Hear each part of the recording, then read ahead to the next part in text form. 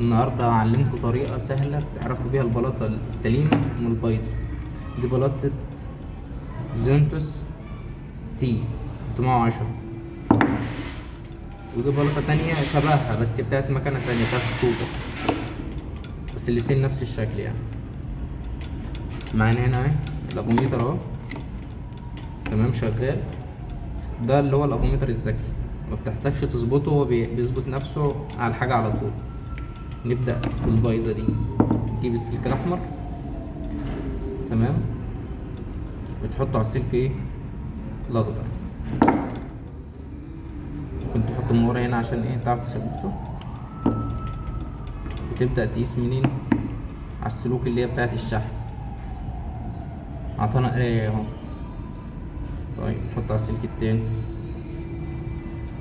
عطانا قراية برضه.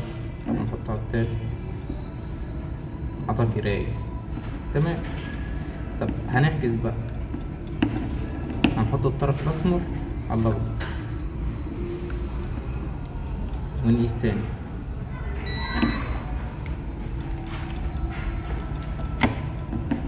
عطانا قراية، عطانا قراية برضه في قراية. ده معناه ان الديوهات اللي جوه البلاطة بايظة، ما بتقفلش. الديوهات دي عاملة زي المحبس، تعدي الكهرباء بس مترجعهاش. دي كده شغالة مفتوحة، تعدي وترجع، دي كده بايظة.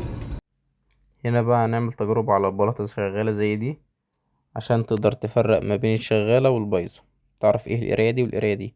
وهتفيد اي صنايعي لو عنده مكنة جاية تغير بطارية ومحتار يغير لها البلاطة القديمة ولا لأ. هتفيدك جدا، هتوفر على الزبون وهتوفر عليك برضو مع ايه شقة وتعب.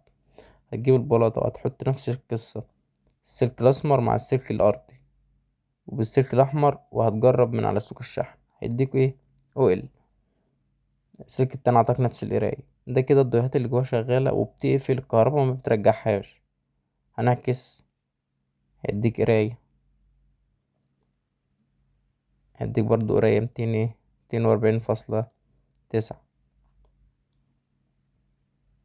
طالما بيديك على جنب قراية وجنب التاني مبيديكاش قراية، كده البلاطة تبقى سليمة، كده الشحن بتاعها كويس وما تبوظش البطارية.